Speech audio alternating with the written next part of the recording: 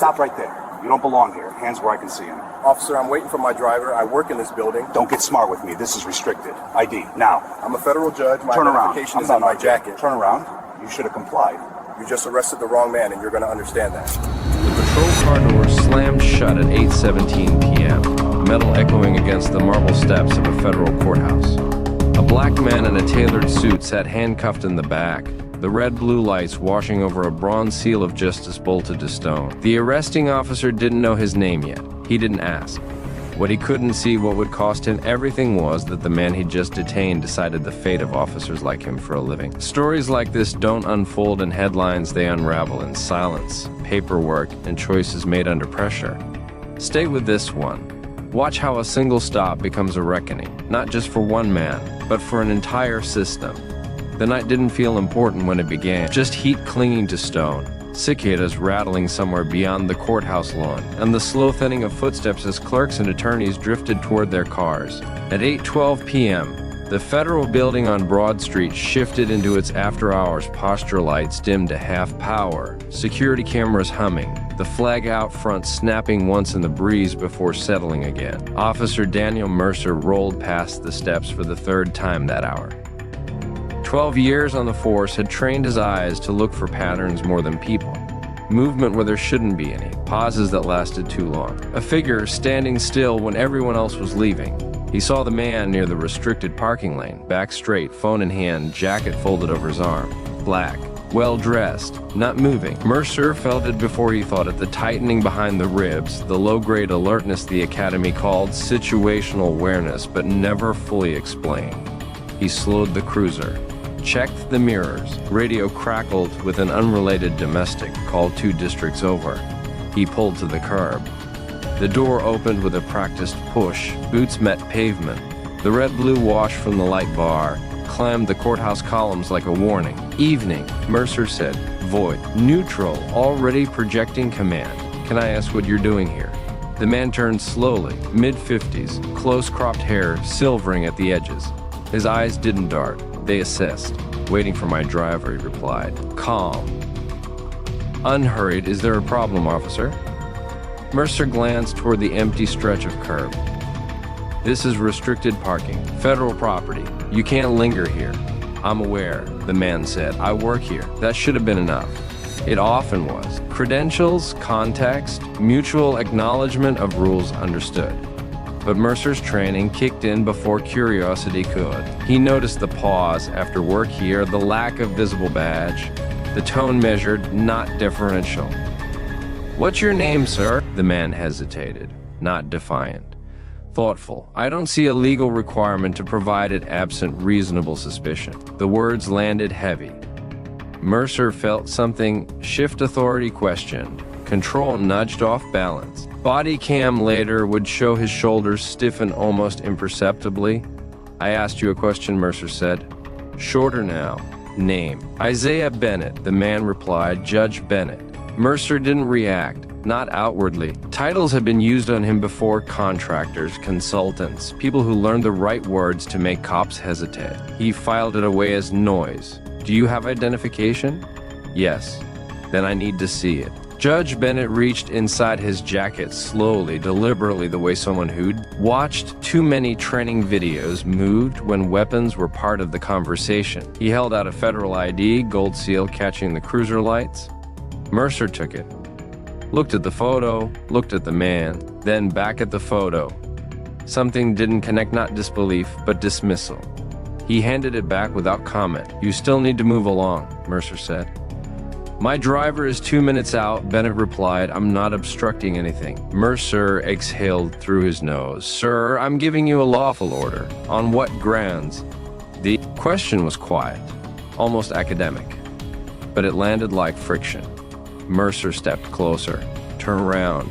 Silence stretched. The courthouse camera above them kept recording, time-stamping everything with bureaucratic indifference. Officer, Bennett said, voice steady. This is unnecessary. Mercer's hand touched the cuffs. Metal chimed softly.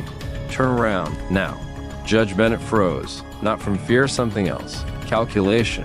The awareness that escalation wasn't theoretical anymore. He turned. The cuffs closed at 8:17 p.m. From the far side of the lawn, a phone camera lifted. Someone whispered, "Is that a judge?" Mercer didn't hear it, or pretended not to, as he guided Bennett toward the cruiser.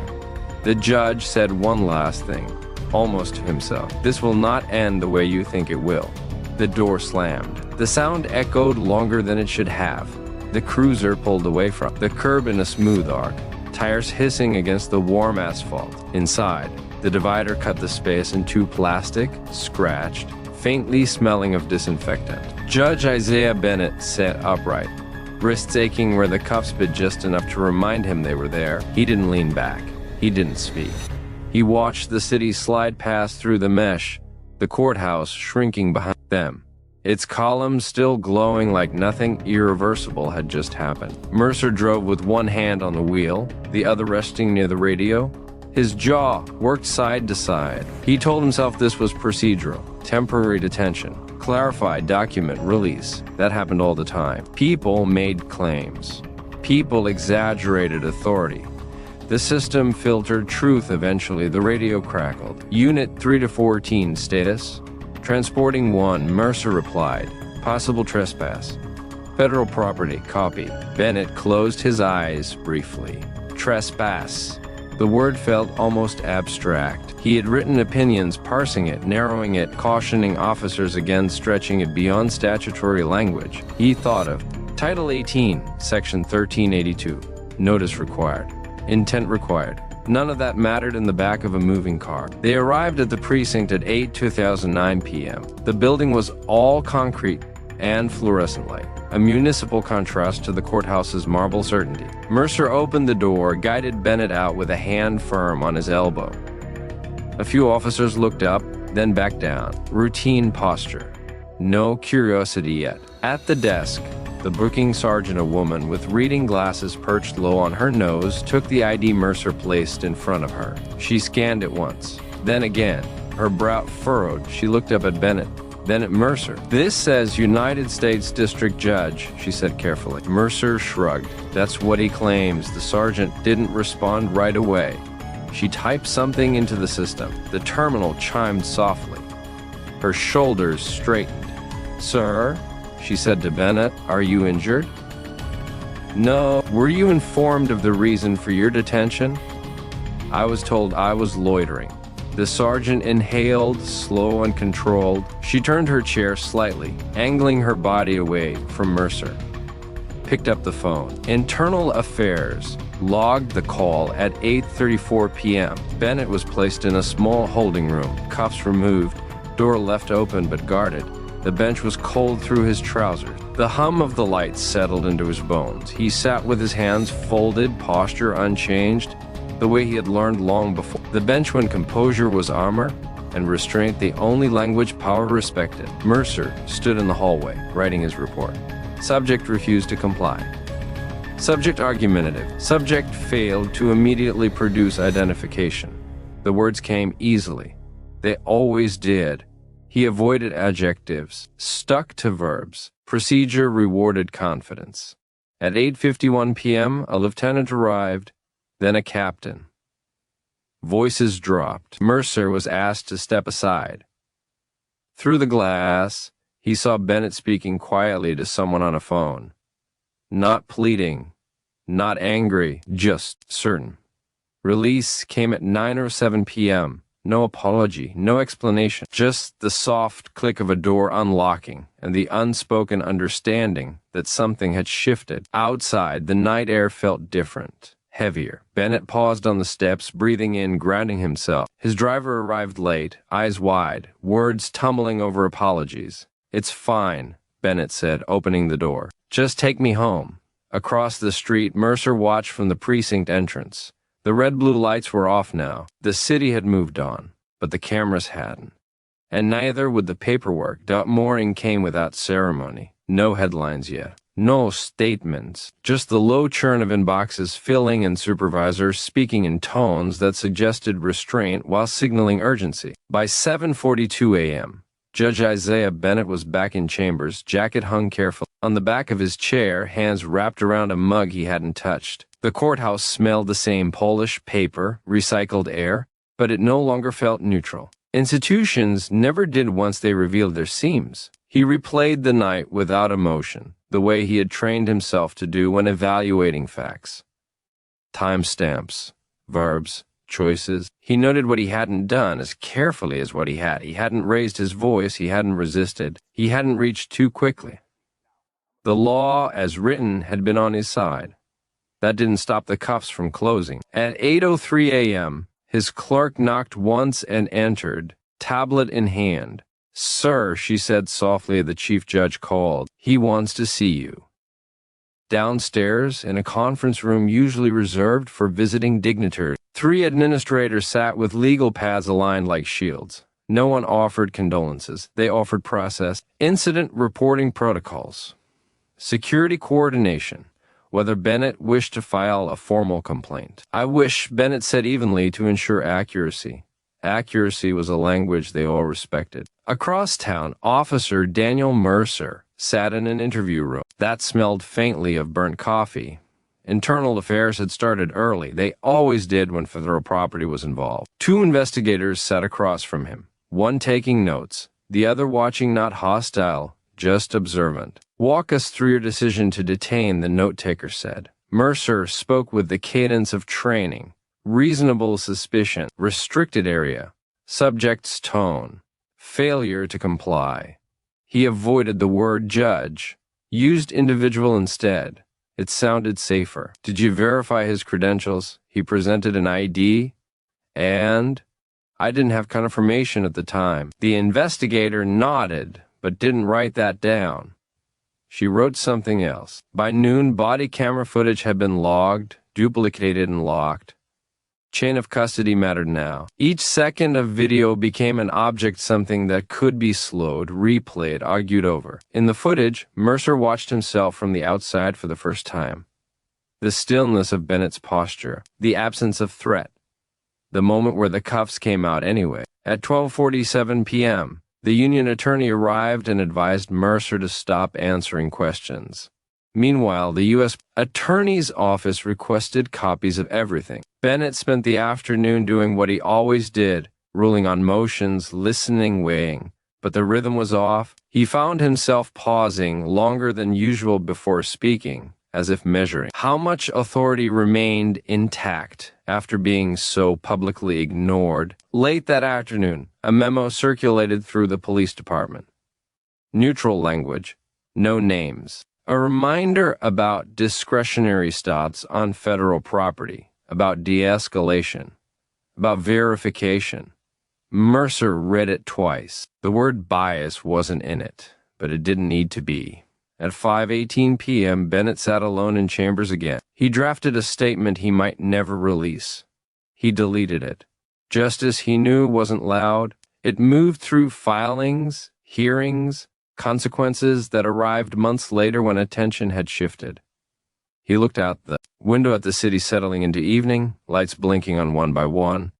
Somewhere in that grid was the officer who had made a decision in seconds that would now take years to resolve. The machinery had started turning, and would not stop quietly. The investigation didn't announce itself. It seeped in through certified letters, calendar holds, and the quiet reclassification of an incident from administrative to federal review. By the time the public learned what had happened, the machinery was already deep into its work. At 9:14 a.m. on a Tuesday, 2 agents from the Civil Rights Division arrived at the department headquarters. No sirens, no badges flashed for effect. Just folders, neutral expressions, and questions framed with surgical precision. They weren't there to debate intent. They were there to document impact. Officer Daniel Mercer was placed on administrative leave by noon. Standard procedure, no admission of wrongdoing. His locker stayed sealed. His radio remained on the hook, untouched, as if the day might resume normally once everyone stopped overreacting. It didn't. Bodycam footage leaked before the department's press office finished drafting its first statement. Someone uploaded a clip 30 seconds long, stripped of context, raw. It showed the cuffs, the stillness, the lack of resistance. It didn't show Mercer's report or his justification. It didn't need to. By evening, the clip had crossed 1 million views. Commentary followed, predictable, loud, divided, But beneath the noise, something quieter took shape. Documentation, advocacy groups filed preservation requests. City attorneys opened risk assessments. Training supervisors pulled lesson plans from storage, scanning for language that might soon be read aloud in a courtroom. Judge Isaiah Bennett didn't watch the footage at first. He waited until his counsel insisted. When he did, he watched once. No sound. Then again, with it. He noted the way the officer's voice changed, not angry, not shouting, just narrowing. Authority compressing into command. That moment, he said afterward, tapping the screen, is where discretion disappears. Depositions were scheduled. Mercer's came first. 4 hours in a room with no windows, answering questions designed to sound harmless. Why did you step closer? Why didn't you disengage? What training had you received on credential verification, on bias interruption, on stops involving professionals of authority? Mercer answered carefully. He had always believed in the system, believed it protected officers who followed procedure. What unsettled him wasn't the questions, it was how familiar his answers sounded, how often he'd heard them from others. When Bennett's deposition came, it was shorter. 2 hours. He spoke slowly, didn't editorialize. He described sensations more than judgments, the feel of the cuffs, the sudden calculation of safety, the realization that compliance wasn't about legality anymore but survival. I knew, he said, that escalation would not benefit me, so I complied.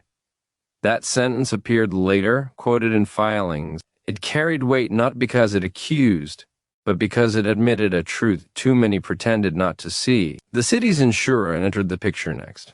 Actuaries didn't care about outrage. They cared about probability, similar cases, prior settlements, jury behavior in federal civil rights suits. A number began to form, first as a range, then as a more precise estimate. 7 figures, possibly 8. 10 million was mentioned quietly in a conference call, then left hanging like a dare no one wanted to accept. Mercer stopped sleeping through the night. At 3:06 a.m., he would wake with the image of the courthouse, steps in his mind, replaying the moment he reached for the cuffs. Not to justify it, but to understand it. Each time, the answer slipped away.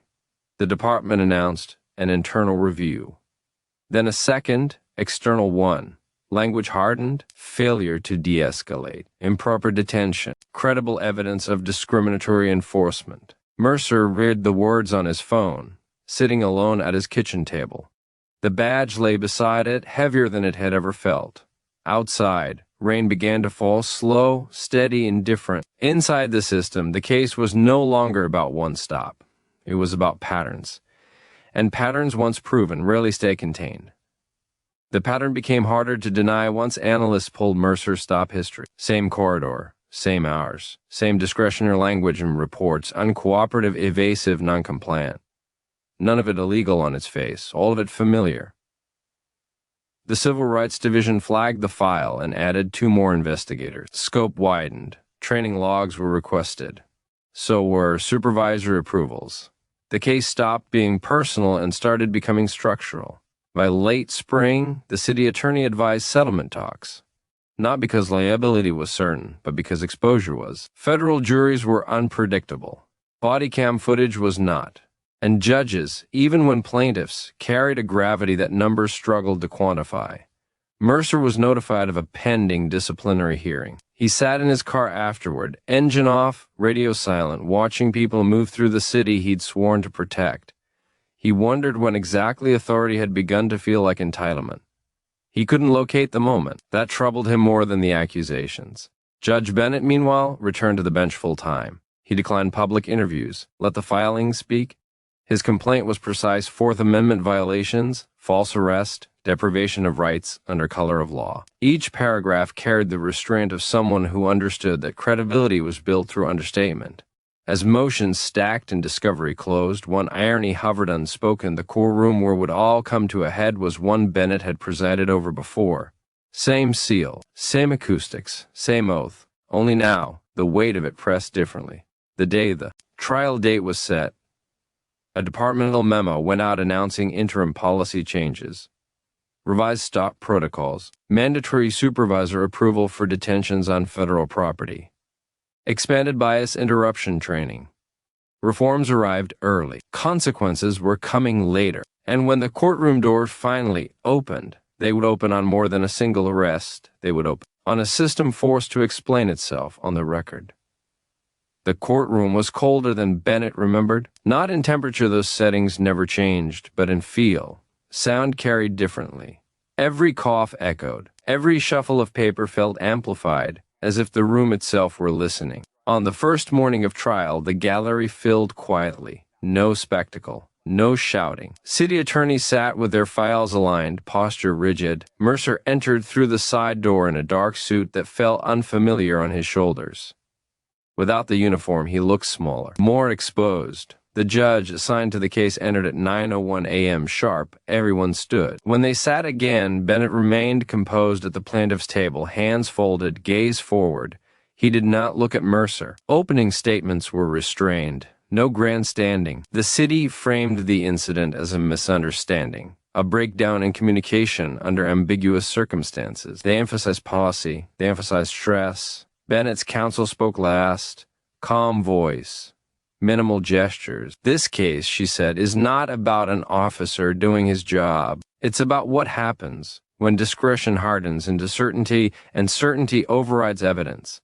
Then she played the footage, not the clipped version. The full 7 minutes.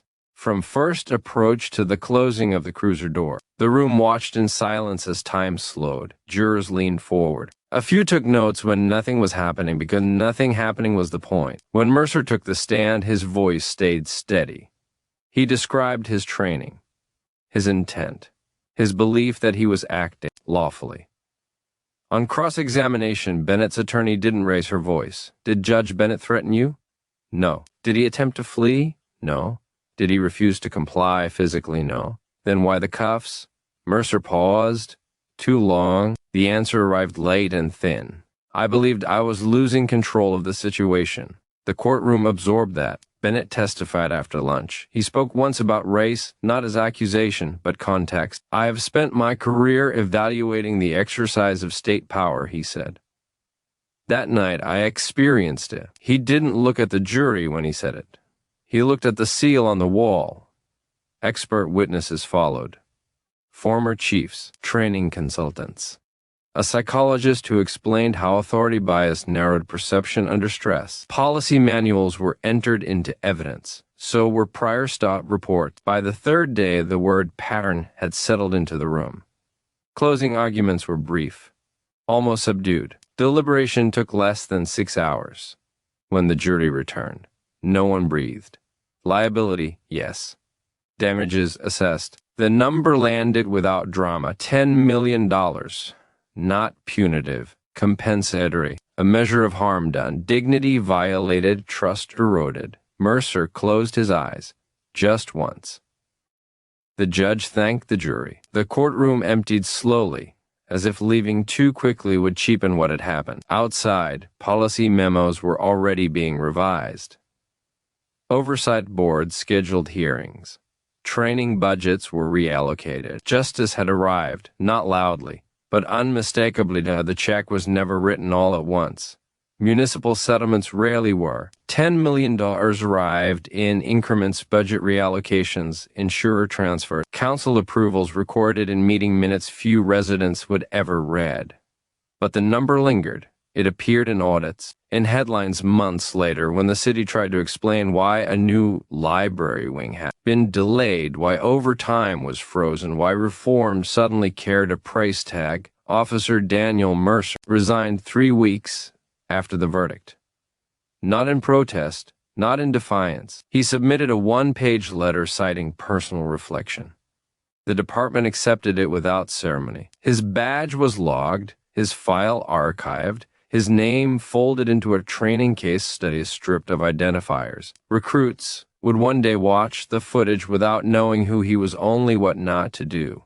Mercer packed his locker alone. 12 years reduced to cardboard and dust. He paused over the cuffs before leaving them behind. He understood now that authority wasn't lost in a single moment. It eroded when certainty went unchallenged. Judge Isaiah Bennett returned to the bench the following Monday. Same chambers, same docket, but something had shifted. Attorney spoke with a different attentiveness when he asked about stops, about probable cause, about discretion, not because of fear, because of proximity. They had seen how thin the line really was. The department announced reforms with deadlines attached. Independent stop audits, mandatory verification protocols on federal property. Bodycam review boards with civilian oversight, not symbolic gestures, structural ones, born from exposure rather than intention. Years later, the case would be cited in policy manuals and law review articles. A footnote to some. A warning to others. For Bennett, the outcome never felt like victory. It felt like exhaustion given purpose. Justice, he knew, was not a feeling, it was a process that demanded to be uncomfortable. On quiet evenings, when the courthouse emptied and the lights dimmed to half power, the steps outside remained unchanged. Marble endured, cameras watched. People passed through unaware of how close power always sat to error. The system had paid a price, and learned briefly to look at itself. Not out of shame, but out of necessity. Silence followed. Not the kind that hides things. The kind that remembers.